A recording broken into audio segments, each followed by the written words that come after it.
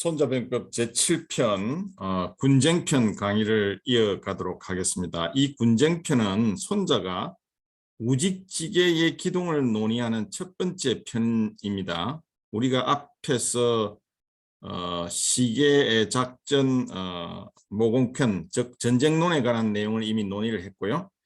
그 다음에 군영편과 병세편과 허실편에서 전쟁 술에 관한 논의를 했죠. 그래서 이제 지금 이 군쟁편부터는 원정군이 본국을 출발해서, 즉 오나라가 초나라로 이제 원정을 가게 되죠. 그래서 원정군이 본국을 출발해서 결전의 장소인 적의 수도로 진격해 나가는 그런 과정에서의 논의입니다. 자, 여기 7편에서 이 군쟁이란 말은요, 진을 치는 것을 다툰다라는 의미죠. 이게 다툴 쟁자죠. 진을 치는 것을 다툰다는 그런 의미인데요. 이 군이라는 것은 진이라는 뜻입니다. 진, 여기서는 군은 진을 친다는 이런 뜻이죠. 진을 친다. 진을 친다는 뜻이고요. 쟁은 다툰다는 그런 의미인데요. 여기서 이 결전지로 기동하는 과정에서 이제 적을 조우하게 되면 어떻게 물리치느냐라는 어떤 이런 의미를 담고 있는 것이죠. 다시 말해서 군쟁이라는 것은 원정군이 결전의 장소로 우직지계의 기동을 하는 과정에서 적을 물리치기 위한 어떤 용병을 말하는 것이죠. 우직지계는 나중에 이제 우리가 자세하게 설명을 드릴 겁니다. 간접 기동을 이야기하는데요. 에둘러서 돌아서 가는 것을 말하는데요. 뭐 그런 어떤 단순한 의미가 아니고요. 이 군쟁편부터 시작해서 그 다음 또 추가적으로 두 개의 편, 행군편, 구변편과 행군편에 이르기까지 이 우직지계를 중심으로 해서 이제 전반적인 어떤 논의가 이루어지는데요. 우직지계에 대해서는 자세하게 이제 앞으로 설명이 될 겁니다. 자, 이 군쟁편에서의 주된 내용은 세 가지 정도로 대략 우리가 이야기를 해볼 수 있는데요. 첫 번째는 이 우직지계 기동의 중요성을 이야기하고 있고요. 그 다음에 두 번째는 무리한 부대 기동의 부작용을 논의하고 있고요. 세 번째는 우직지계 기동의 방법, 그리고 부대 이동 간의 통제 수단, 그 다음에 기동 간 적의 저항을 물리치기 위한 용병, 이렇게 해서 총 한 5개 정도로 이렇게 우리가 요약해 볼 수가 있겠네요.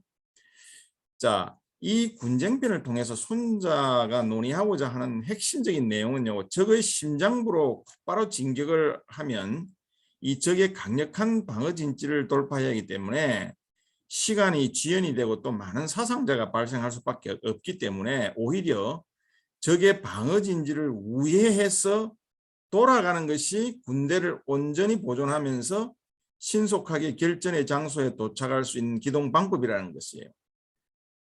다시 말해서 멀리 우회함으로써 직행하는 결과를 만드는 우직지계의 기동을 해야 한다는 것이죠. 자, 여기에서 이제 비롯되는 이 우직지계의 기동은 이 7편에서 끝나는 것이 아니고 다음 편에 구변편과 또 그 다음 편에 행군편, 즉 8편, 9편까지 이렇게 계속 이어지는 것이죠. 자, 그러면 원문을 좀 이렇게 먼저 한번 해석을 해보고요. 그 다음에 의미를 해설을 한번 해보도록 하겠습니다. 자, 손자가 말하기를 무릇 용병을 하는 데 있어서 장수는 군주로부터 명령을 받은 후에 군대를 편성하고 병력을 동원하여 적과 대치하게 되는데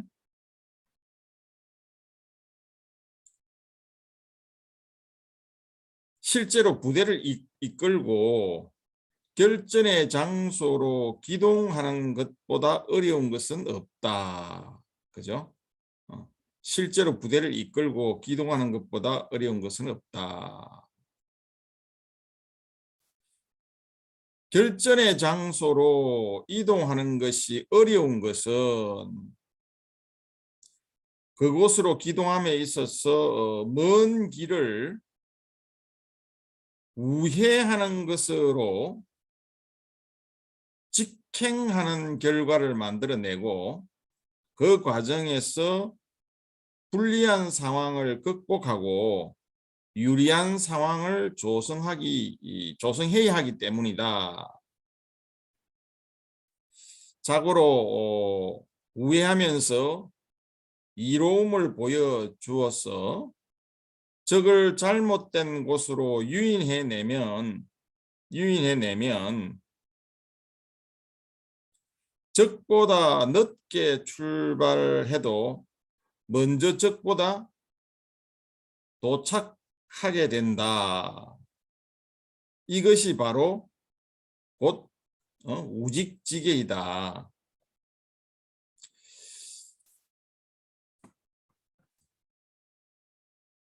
자, 여기서 손자가 언급하는 것은 이 부대 기동에 관한 것인데요. 자, 그런데 이 부대가 기동하는 유형은 그 목적에 따라서 크게 세 가지로 나눠 볼 수가 있습니다. 하나는 대국적 견지에서 국토 전체를 놓고 적과 싸우는데 중요한 지역을 장악해서 전세를 유리하게 조성하기 위한 전략적 기동이고요.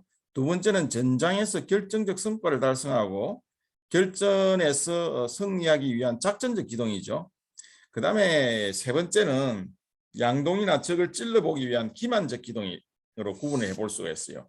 자, 이 세 개 중에서 손자가 언급하고 있는 부대 기동은 여기서 7편에서 원정 부대가 적국 깊숙이 들어가서 군형을 편성하기 위한 전략적 기동을 이야기하고 있습니다. 전장에서 결정적 성과를 내기 위한 작전적 기동이나 또는 적을 속이기 위한 양동 차원의 기동이 아니지요. 전략적 기동을 의미하는 것이에요. 자, 이런 어떤 배경을 염두에 우리가 두지 않으면 이 손자의 이 제7편 군쟁편을 이해하기가 매우 어렵습니다. 이어서 이제 8편 구변편과 그 다음에 9편 행군편도 마찬가지예요. 이 군쟁편에서의 기동은 이 앞 6편이었던 허실편에서의 기동과는 그 목적이 다른 거예요. 허실편에서의 기동이 어떤 쇠를 발휘하는 단계에서 결정적 성과를 달성하기 위한 작전적 기동이라고 하면 군쟁편에서의 기동은 오로지 적을 무너뜨리기에 유리한 결정적 지역으로 돌아가는 이런 전략적 기동을 의미하고 있습니다. 장수는 대국적 견지에서 적의 저항이 약한 지점에서 결정적 전투를 구상을 하고요. 적이 강하게 방어하고 있는 지역을 우회해서 적의 수도로 진격하는 부대의 기동을 계획할 수가 있죠. 바로 이러한 것이 이제 우직지계의 기동인 셈인데요. 만약 이러한 전략적 기동이 성공을 하게 되면 아군은 적의 약한 지점에 병력을 집중해서 압도적인 우세를 달성을 하고요.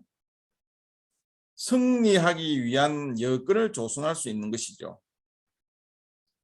그러나 적은 아마도 아군의 의도를 알아차리고 이동을 지연시키거나 방해하려 하겠죠. 자, 이 과정에서 아군은 조우하는 적과 전투를 치르지 않을 수가 없죠. 그런데 만일 아군이 적의 취약한 지점으로 기동하는 과정에서 적 부대와 대규모 전투에 임하게 된다면 이 아군의 기동은 지연될 수밖에 없는 것이죠. 그 사이에 우리가 노리는 적의 취약한 지점은 보강이 될 것이 분명하죠. 그렇기 때문에 아군은 기동로상에서 부딪히게 될 적의 부대를 따돌리기나 격퇴를 할 뿐이지 이러한 적을 경멸하기 위해서 본격적인 전투를 벌여서는 안 된다는 것이죠. 신속하게 우직지계의 기동을 강행해서 적진 깊숙한 곳에 위치한 결전의 장소에 도착해야 하기 때문이죠. 그래서 이 우직지계의 기동 과정에 있는 이 군쟁편, 그리고 다음 구변편 그리고 행군편에서 이 손자가 언급하고 있는 전투는 결정적 전투가 아니라는 것을 우리가 꼭 기억을 해야 합니다. 이때에 벌어지는 전투는 아군의 기동을 저지하기 위해서 달려드는 소수의 적을 상대로 한 것이기 때문에 이런 적들과의 싸움에서 발목이 잡혀서는 안 된다는 것이죠. 다시 말하면 아군은 적을 완전히 섬멸하기 위해 이 하시라도 지체해서는 안 되고요. 신속하게 적을 쫓아내고 즉시 결전의 장소로 부대를 이동시키는 데 주력을 해야 한다는 것이죠. 이 군쟁편의 첫머리에서 손자는 이런 전략적 기동의 어려움을 가장 먼저 이야기를 하고 있죠. 자, 무릇 용병을 하는 데 있어서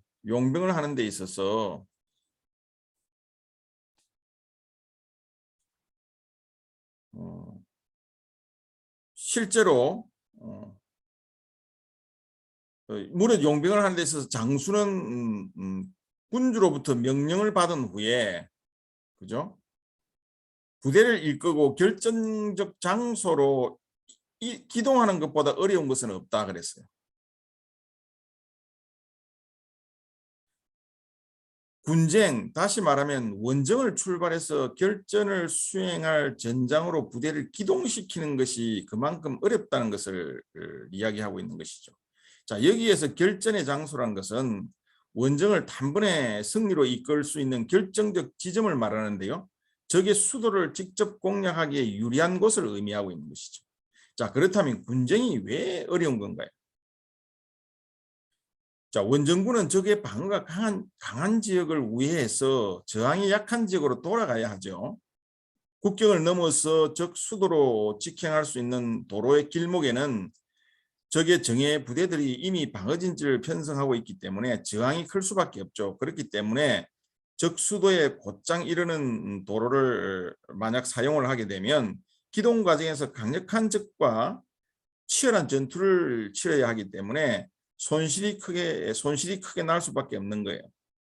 잘못하면 이 수도 인근에 도착할 수 없게 될 수도 있는 것이죠. 그래서 이 손자는 우직직에 즉 먼 길을 우회하는 것으로 직행하는 결과를 만들어내야 된다 그랬어요. 그죠?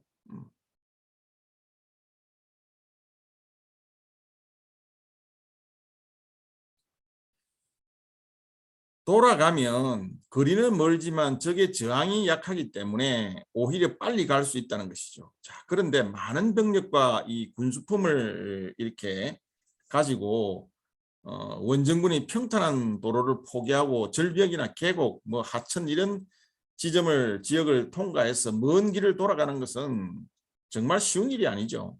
결국 군쟁이란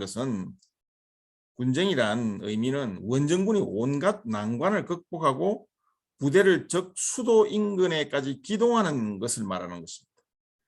불리한 상황을 극복하고, 그죠? 불리한 상황을 극복하고 유리한 상황을 조성해야 하기 때문에, 그죠? 불리한 상황을 극복하고 유리한 상황을 조성해야 되기 때문에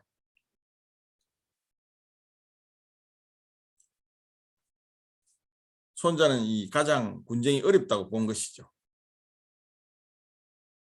자, 그러면 이 우직지계의 군쟁을 어떻게 하면 이행할 수 있는가 하는 문제예요. 그것은 적을 엉뚱한 지역으로 유도하는 것이죠. 아군의 주력이 기동하는 우회로를 적이 눈치채지 못하도록 반대 지역에서 유인을 하거나 또는 양동작전을 해서 아군이 그쪽으로 기동하는 것처럼 이렇게 보여야 한다는 것이죠. 그러면 적은 아군의 기동 방향과 다른 지역에 관심을 두고 부대를 배치하게 되겠죠. 이를 틈타서 아군은 적이 예상한 반대 방향으로 우회 기동을 할 수 있는 것이죠. 결국 적을 잘못된 곳으로 이렇게 유인을 해내고 적의 저항이 약한 지역으로 기동을 함으로써 원정군의 손실을 최소화하면서 결전을 치르고자 하는 전장에 빨리 도착할 수 있게 되는 것이 이것이 바로 우직지계라는 것이죠. 자, 이 우직지계를요, 우리 리델 하트의 간접 접근 전략과 좀 이렇게 비교를 해서 좀 논의를 해 보도록 하겠습니다. 리델 하트는 이 손자의 군사 사상을 현대적으로 적용을 해서 간접 접근 전략을 체계적으로 이론화한 인물이죠. 이 리델 하트는 1927년에 이제 국민당 정부의 북벌기간 이 장제스를 돕기 위해 중국에 가 있던 이 잔 던컨으로부터 손자병법을 소개받았다고 합니다. 그래서 이 리델 하트는 손자의 병설을 읽고 많은 부분이 자신의 생각과 일치한다는 것을 느꼈죠. 그 가운데서도 특히 적이 예기치 않은 행동을 취하고 적에 대해 간접적으로 접근해야 한다는데 아주 깊은 공감을 했다고 합니다. 이후에 이 리델 하트는 이런 사고를 바탕으로 고대부터 근대에 있었던 30개의 전쟁에서 총 208개의 전역을 분석을 해서 그 결과로 이수서 전투, 그다음에 가오가멜라 전투 등 이런 6개 전역에서만 적 주력 부대에 대한 간접 접근으로 직접 접근으로 결정적 성과를 거두었을 뿐이고 나머지 274개 전역에서는 다 간접 접근 전략으로 승리했다는 것을 입증을 해냈죠. 그러니까 리델 하트의 간접 접근 전략은 손자의 군사 사상으로부터 직접 영향을 받은 것으로 이렇게 생각이 되고요. 이 리델 하트는 직접 접근보다 간접 접근이 훨씬 우월하다고 보았던 것입니다. 적의 강한 지역을 정면에서 직접 공격하게 되면 적의 반발로 인해서 큰 피해를 입을 수 있는 반면에 적의 강한 지역을 우회해서 취약한 지역으로 공격을 하게 되면 적의 저항을 약화시킬 수 있고 좀 더 유리한 상황에서 싸울 수 있기 때문인 것이죠. 전략의 목적은 결정을 통해서 적의 군사력을 맹목적으로 파괴하는 것에 있는 것이 아니고요. 보다 유리한 상황에서 그런 결전이 이루어지도록 하는 데 있는 것이죠. 그렇기 때문에 리델 하트는 완성도가 높은 전략이라면 참혹한 전투를 치르지 않고서 최소의 전투를 통해서 원하는 결과를 얻을 수 있어야 한다고 주장을 한 것입니다. 유리한 전략적 상황을 조성한다는 것은 바로 적의 저항 가능성을 약화시키는 것을 의미하는 것이죠. 자, 그러면 어떻게 적의 저항 가능성을 약화시킬 수 있는가? 이런 문제는 이 기동과 기습을 통해서 가능하다는 것이에요. 좀 더 엄밀하게 이야기하면 기동과 기습을 통해서 적을 교란을 시켜서 적의 저항 가능성을 감소시킬 수 있다는 것이죠. 먼저 이 기동은 주로 물리적 영역에 해당하는 것인데요. 시간, 지형, 병력 수송 등을 고려해야 하죠. 기습은 주로 심리적 영역에 속하는 건데요. 정장 상황에 따라서 항상 변화하기 때문에 물질적인 어떤 영역보다는 훨씬 계산하기가 어렵죠. 물론 뭐 기동과 기습은 서로 전혀 별개의 것이 아니라 상호 보완작용을 하는 것이긴 합니다. 이 기동은 기습을 유발하고 기습은 기동을 촉진시키는 역할을 하기 때문에 그런 것이죠. 자, 기동과 기습은 적을 물리적으로나 심리적으로 교란시켜서 적의 저항력을 약화시키는 것이죠. 교란이라는 것은 인체에 있어서 어떤 관절의 탈구와 같이 부대의 균형이 깨지고 조직 기능이 마비되는 현상을 의미하는 것입니다. 자, 또 다른 측면에서는요. 기동은 물리적 교란을 야기할 수가 있습니다. 이때 기동은 직접 기동이 아닌 간접 기동이 되어야 하죠. 예를 들면 적 배후로의 기동은 적의 배치를 혼란시키고 적에게 전투 정면에 갑작스러운 변경을 강요하게 되는 것이죠. 또 적 후방 병참선을 차단함으로써 적 부대의 배치와 조직을 교란시키는 효과를 얻을 수도 있죠. 또 다른 측면에서 보면요. 기습은 적 지휘관으로 하여금 이 함정에 빠졌다는 인식과 함께 공황 상태를 야기시켜서 심적 교란을 또 불러올 수도 있다는 것입니다. 자, 이때 만일 간접 기동이 아니라 적의 방어 정면에 대해서 직접적인 기동을 하게 되면 적이 미리 예상하고 준비한 지역에 대한 기동이 되는 것이죠. 오히려 적의 물리적, 심리적 균형을 강화시키고 적의 저항력을 증가시키는 결과를 초래할 뿐이죠. 자, 그렇게 되면 제1차 세계대전과 같은 피비린내 나는 이런 소모전이 될 수밖에 없는 것이죠. 자, 이에 반해서 적 배후로의 기동은 최소 저항선이자 최소 예상선을 선택을 함으로써 적을 물리적, 심적 차원에서 교란시킬 수 있는 것입니다. 자, 여기서 말하는 최소 예상선이라는 것은 물리적 측면에서 적의 대응 준비가 가장 적은 곳이에요. 그리고 최소 저항선이라는 것은 심리적 측면에서 적이 예상하지 않은 선, 장소, 방책을 의미하죠.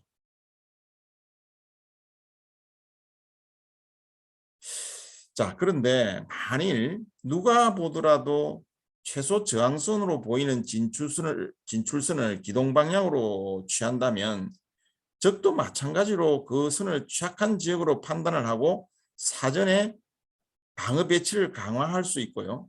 이렇게 되면 그 진출선은 더 이상 최소 저항선이 될 수가 없는 것이죠. 그렇기 때문에 최소 저항선을 판단을 할 경우에는 적의 심리적 측면, 다시 말하면 적이 가장 예상하지 않을 것으로 보이는 최소 예상선을 동시에 고려하지 않으면 안 된다는 것입니다. 이 최소 예상선과 최소 저항선은 동전의 양면과 같은 것이죠. 이 두 개는 동시에 고려되어야만 적의 방어 균형을 교란할 수 있는 간접 접근이 가능해진다는 것입니다. 적의 배후로 기동한다고 해서 그러한 기동 모두가 자동적으로 간접 접근이 되는 것은 아니죠. 적의 정면을 놓고 볼 때 그 배후로의 기동은 기본적으로 간접 접근인 기동이 분명합니다만은 적이 시간적인 여유를 가지고 정면에 배치된 부대나 예비대를 배후 지역에 재배치할 경우에는 이 공자의 어떤 기동은 그 새로운 정면에 대한 직접 접근이 되고 마는 것이죠. 그렇기 때문에 간접 접근을 지속적으로 보장하고 또 그 결과로 교란을 달성하기 위해서는 그 이전에 적의 재배치를 방해하는 견제가 필요한 것이죠. 자, 여기에서 견제라는 의미는 적의 주의를 다른 쪽으로 끄는 것이에요. 적으로부터 행동의 자유를 빼앗는데 그 목적이 있는 것이죠. 다시 말해서 적의 관심을 다른 곳으로 끌어서 적 부대를 분산시키거나 도처에서 교전하게 해서 적이 원하는 장소에 전투력을 집중하지 못하도록 하는 것이에요. 간접 접근 전략에서 이런 견제는 적 배후로의 기동에 앞서서 시작되어야 하고요. 전투 간에 지속적으로 이루어져야 하는 것입니다. 견제는 물리적, 심리적 분야에서 동시에 이루어져야 하고요. 효과적으로 이 시행이 되면 최소 저항선과 최소 예상선이 조성이 되어서 간접 접근을 수행할 수 있는 유리한 여건을 만들어낼 수 있는 것이죠. 물리적 견제라는 것은 적의 행동의 자유를 박탈하는 것인데요. 아군이 지향하고자 하는 방향과 다른 방향으로 적 부대를 전환하거나 고착 견제함으로써 아군의 기동에 대한 적의 대응 기동을 방지하는 것입니다. 심리적 견제라는 것은 사고의 자유를 박탈하는 것인데요. 적 지휘관의 관심과 주의를 엉뚱한 방향으로 전환시켜서 아군이 지향하고자 하는 방향을 전혀 예상치 못하게 하고요. 효과적인 조치를 취하지 못하도록 하는 것이에요. 이 간접 접근을 시도하는 내내 적은 아군의 공격을 좌절시키기 위해서 방해를 계속하겠죠. 자, 그런 방해를 극복하고 각종 우발 상황에 주도적으로 대처하기 위해서는 융통성을 가져야 합니다. 플렉시빌리티가 있어야 되겠죠. 가장 좋은 방법은 대용 목표, alternative objective라고 그러는데요. 이 대용 목표를 갖고 작전을 이끌어가는 것입니다. 여기에서 이 대용 목표라는 의미는 여러 개의 목표들 중에서 어떤 것을 선택해도 원하는 목표를 달성할 수 있는 동등한 목표군을 의미합니다. 여러 개의 대형 목표를 취할 수 있는 작전수를 선택을 해서 기동을 하게 되면 적은 우리가 어디로 갈지 알 수 없게 되죠. 적이 우리가 최초 설정한 목표 지역을 방어하기 위해 어떤 조치를 취할 경우에도 아군은 다른 목표를 지향할 수 있기 때문에 적은 마땅히 방어할 곳을 찾지 못하고 딜레마에 빠지게 되는 것이죠. 자, 이렇게 볼 때 리델 하트의 간접 접근 전략은 우선 적 부대를 견제하는 가운데에서 적의 최소 저항선과 최소 예상선으로 기동해서 적을 교란시키고 또 이러한 것을 통해서 유리한 전략적 상황을 조성하고 적 저항 가능성을 감소시키고 이렇게 함으로써 최소 전투에 의한 승리를 달성하는 것으로 요약을 해볼 수가 있습니다. 자, 이 전략은요, 참호전이나 진지공격전과 같은 소모 전략에 입각한 그런 방식이 아니라 기습과 기동의 기초를 둔 전략이죠. 궁극적으로 적의 사기를 저하시키고 심리적으로 교란시키고 물리적 교란을 시키는 것을 목표로 하는 것이죠. 물론 리델 하트의 이 간접 접근 전략은 작전적 기동에 해당합니다. 그렇기 때문에 이 군쟁편에서 손자가 말하는 전략적 기동인 우직지교에는 근본적으로 다른 것이에요. 그럼에도 불구하고 리델 하트는 손자의 전략 개념에서 간접 접근이라는 작전적 개념을 도출해서 새로운 이론으로 정립하는데 큰 기여를 했다고 우리가 평가할 수 있죠. 조금 부연해서 설명하자면요. 리델 하트의 이 간접 접근 전략은 작전적 수준의 개념으로 알려져 있지만 이 리델 하트의 이 책을 보면요. 상황에 따라서는 대전략 수준의 간접 접근 전략과 또 작전적 수준의 간접 접근 전략을 구분해서 논의하고 있는 부분도 있습니다. 자, 이 가운데에서 대전략적 수준의 간접 접근 전략의 한 예로 들고 있는 게 바로 제2차 포에니 전쟁 시 한니발이 카르타고에서 로마로 직접 공격해 가지 않고요. 이베리아 반도에 상륙을 한 후에 알프스 산맥을 넘어서 우회한 것을 이 대전략 수준의 간접 접근 전략으로 설명하고 있습니다. 자, 이런 리델 하트의 개념은요. 손자의 우직지계와 매우 유사한 전략으로 볼 수가 있는 것이죠. 자, 이 7편의 이 군쟁편의 첫 번째 주제는 우리가 방금 우직지계에 대한 그런 내용이었고요. 역설적인 어떻게 기동 방법을 부대 기동을 이야기한 우직지계이고요. 두 번째 논의는요. 이 무리한 부대 기동의 부작용에 대해서 논의하고 있습니다. 우선 본문부터 한번 살펴볼게요. 자, 자고로 결정적 지점으로의 돌아가는 기동은 그죠? 돌아가는 기동은 아군에게 이로움을 가져다 줄 수 있으나 아군에게 이로움을 가져다 줄 수 있으나 반대로 아군을 위태롭게 할 수도 있다고 그랬어요.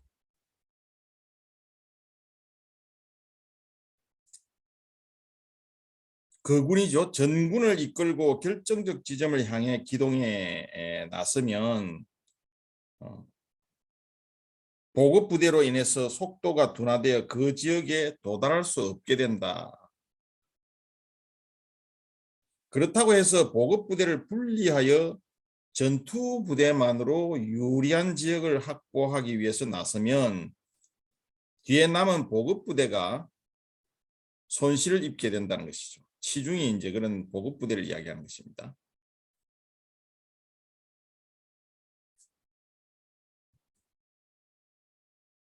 자, 보급 부대를 분리한 후에 갑옷을 걷어붙이고 밤낮 없이 쉬지 않고 2배의 속도로 달려서 백리가 떨어진 목적지를 향해 강행군을 하면 모든 장수들이 포로로 잡힐 수 있다. 그죠? 포획될 수 있다는 것이.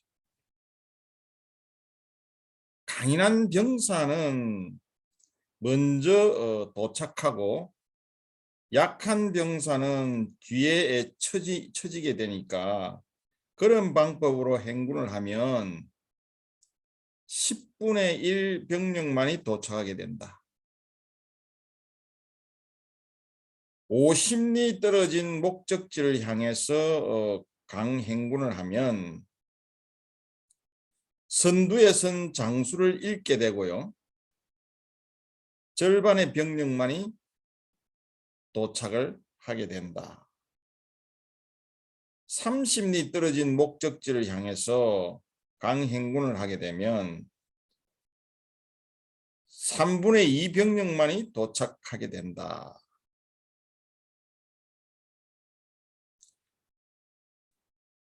그 결과 뒤에 남은 보급부대가 피해를 입게 되면 군대는 보급물자가 떨어져 망하고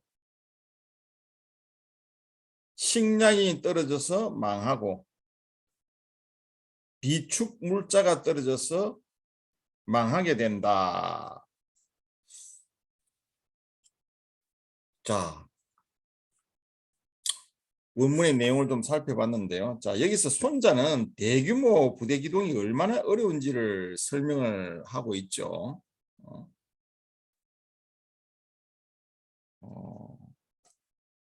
아무리 적의 저항이 약하다 해도 적은 끊임없이 아군의 기동을 방해하고 저지를 하려고 하겠죠.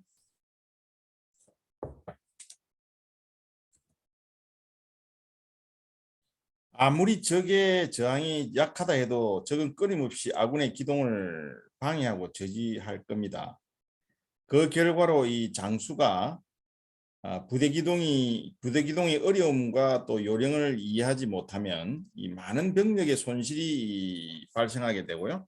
보급 부대가 타격을 받아서 적과 결전도 하기 전에 군대가 와해될 수 있다는 것이죠. 그래서 손자는 군쟁, 다시 말하면 결정적 지역으로의 우회하는 기동은 잘 이행이 될 경우에는 압도적인 이점을 가져다 줄 수 있지만 잘못하면 목적지에 도착하기도 전에 많은 전투력이 상실되는 이런 위태로운 상황을 초래할 수도 있음을 지적하고 있는 거죠.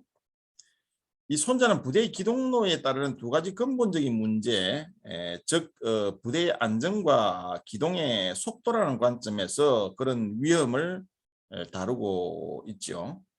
만일 장수가 모든 부대, 즉 전투부대와 보급부대를 몽땅 이끌고 목적지를 향해서 기동을 하게 되면 중량이 무거운 보급부대로 인해서 속도가 둔화되어서 원하는 시간에 부대가 도착할 수 없다는 겁니다.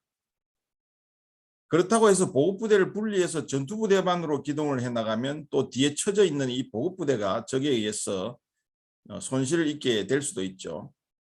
적은 아군의 기동을 방해하고 전쟁 지속 능력을 약화시키기 위해서 방어에 취약한 보급부대를 집요하게 타격하는 것이 일반적이기 때문에 그런 거죠.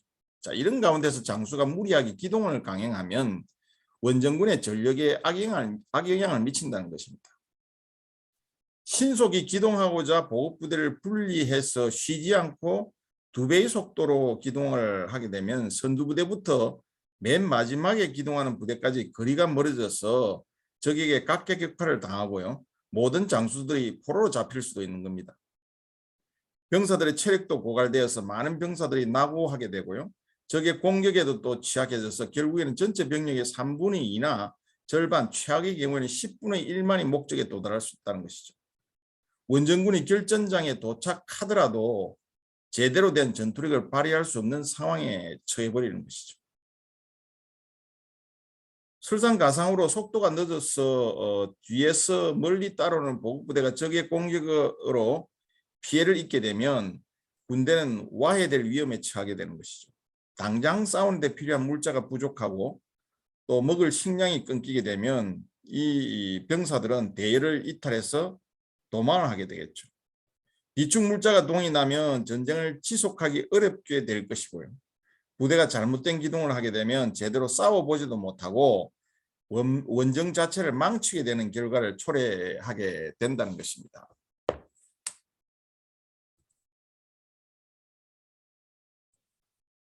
자, 그럼 클라우제비츠가 제시한 기동의 어려움과 손자가 이 군영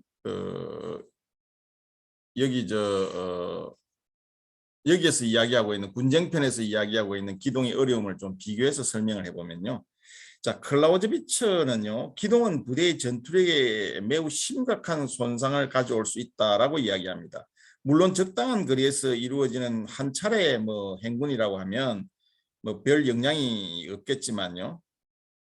자, 이런 행군이 지속적으로 반복되면 서서히 전투력에 영향을 미치기 시작한다는 것이죠.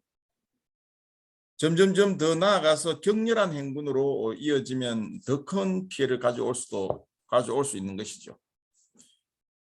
전투 지역에서는 식량도 부족하고 또 눈이나 비가 내리는 이런 악천후 속에서도 또 야제에서 수경을 해야 하는데요.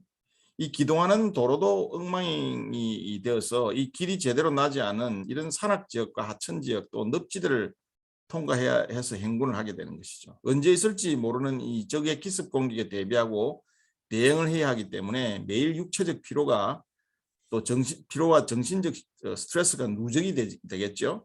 자, 이런 상황에서 병사들은 질병에 취약해집니다. 부대는 단체로 행동하고 이동하기 때문에 질병이 한번 이렇게 퍼지게 되면 급속하게 확산이 되죠. 자, 이런 현상은 비단 병사들에게만 나타나는 것이 아니고요. 소와 말, 심지어는 수레와 같은 이런 장비들한테도 마찬가지죠. 기병들이 사용하는 주요 수단인 이 말은 행군이 지속될수록 절룩거리기 시작하겠죠. 소는 병들고 수레는 고장이 나서 무기와 장비를 운반할 수 없게 됩니다. 만약에 적이 이러한 아군의 상황을 알아차리고 멈춰 있는 보급부대를 공격하게 되면 보급품을 몽땅 잃어버릴 수도 있는 것이죠. 자, 클라우제비츠는 이 나폴레옹의 러시아 원정을 사례로 들어서 장거리 행군에서 전사자보다 질병이나 낙오에 의한 손실이 더 크다는 것을 이야기하고 있습니다.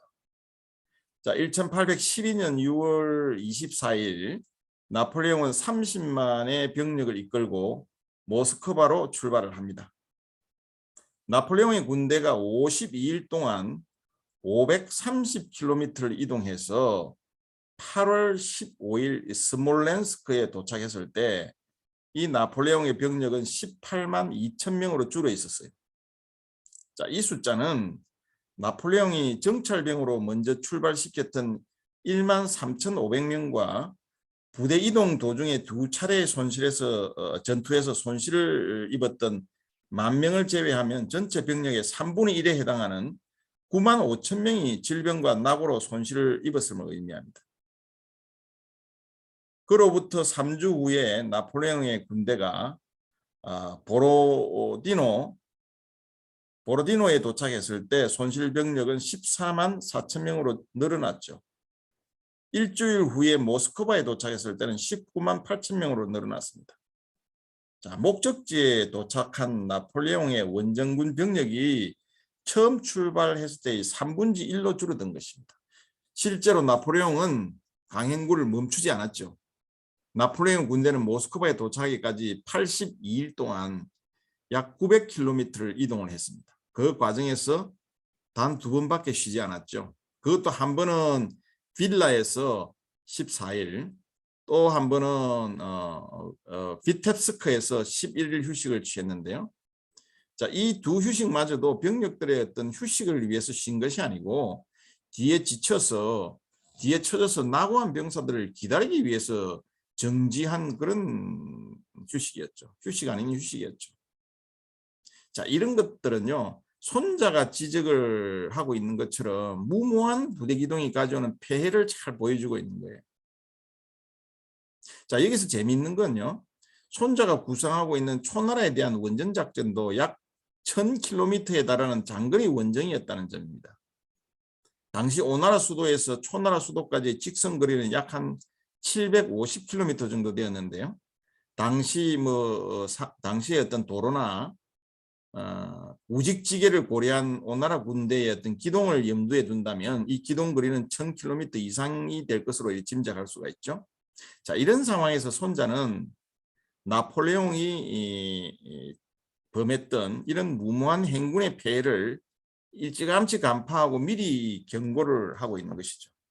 탁월한 경지에 오른 손자의 군사적 식견을 유감없이 보여주는 대목이라 아니할 수가 없는 것이죠. 그 다음에 군수 보급에 관한 내용이 여기 많이 나오는데요. 조미니의 사상과 한번 이렇게 관련시켜서 논의를 해보자면요. 자, 손자는 군수 보급이 중단이 되면 병사들이 탈영을 하게 되고요.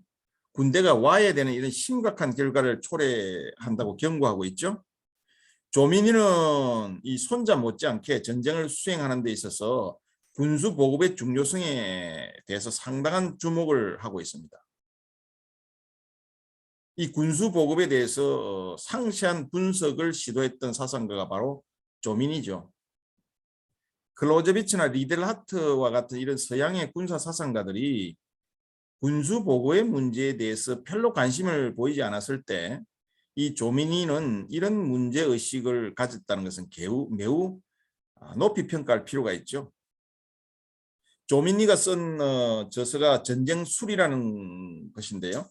여기에서 이 군대의 행군 또는 뭐 이동 간의 대규모 병력을 먹일 수 있는 식량 보호의 문제가 정말 어렵다는 사실을 이렇게 잘 묘사를 하고 있습니다. 전쟁술이라는 저서에서.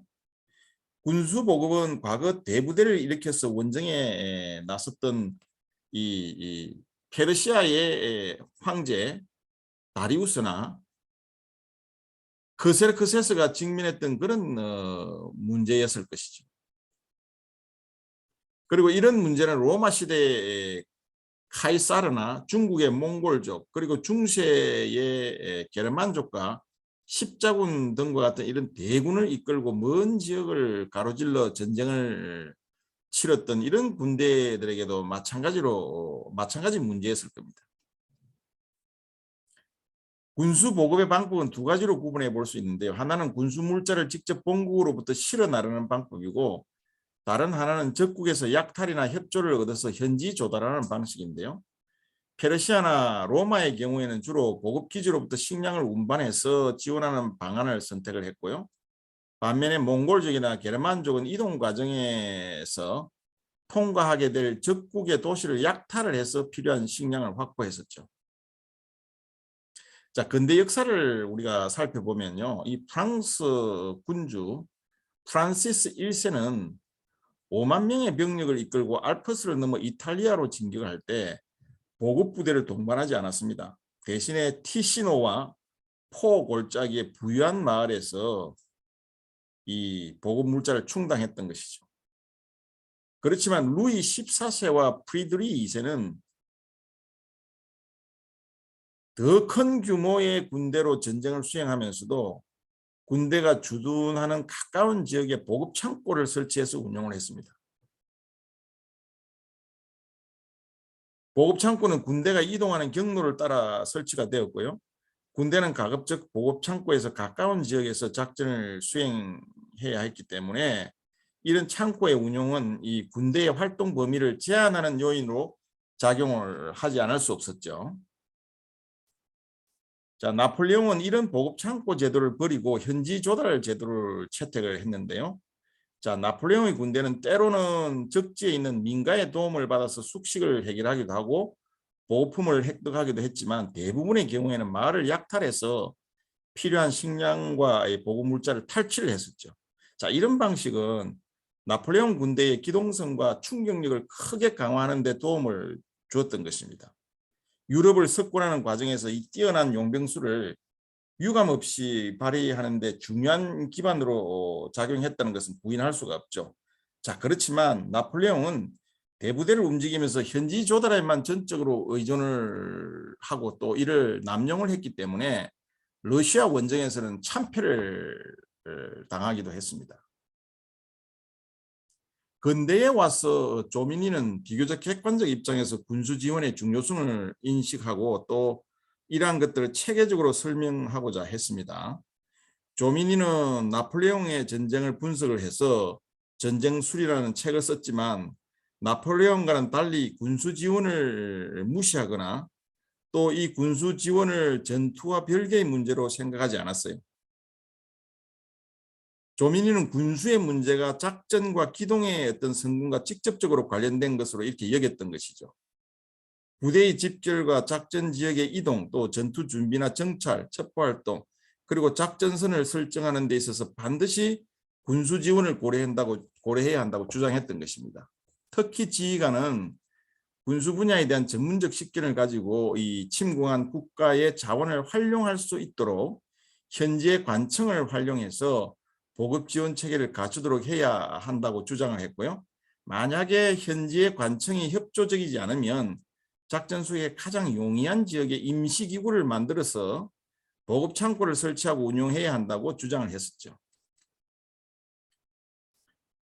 이 조민희는 군수보급과 관련해서 몇 가지 교훈을 제시하고 있는데요. 우선 식량과 자원이 풍부하고 주민들이 적대적이지 않은 지역에서는 약 1만 내지 1만 2천 명의 병사들이 보급을 받을 수 있다고 보았습니다. 자, 이때 지휘관은 그 지역에서 자원을 획득해야 하고요. 이 획득된 자원으로 보급 창고를 만들어서 군대에 필요한 물품을 지원해야 한다고 주장을 했습니다. 조민희에 의하면 보급 창고는 적어도 3개의 다른 병참 선상에 가능한 한 많이 배치해서 가급적 많은 부대와 넓은 지역에 지속적인 보급이 가능하도록 해야 한다. 이렇게 이야기를 하고 있죠. 그리고 병참 선상의 보급 창고들은 주작전선을 향해서 집중적으로 배치를 해서 적의 공격으로부터 취약하지 않도록 하고 기동부대의 집중을 용이하도록 해야 한다는 것이죠.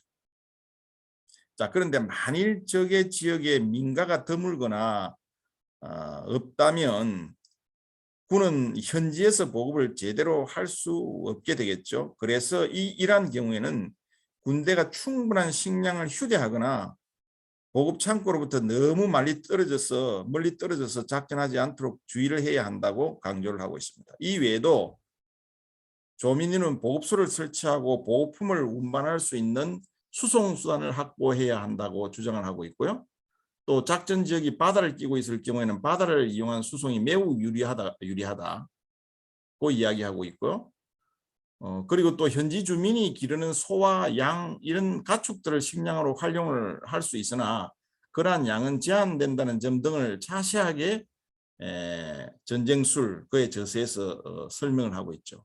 자, 이렇게 볼 때 조민희는 손자보다 좀 더 구체적으로 군수 보급의 문제를 다루고 있다는 것을 우리가 알 수가 있죠. 손자가 현지 조달의 필요성을 강조했다고 하면 조민희는 현지 조달과 함께 지속적인 군수 보급을 지원하기 위한 보급 창고 운영의 필요성을 강조를 했었던 것이죠.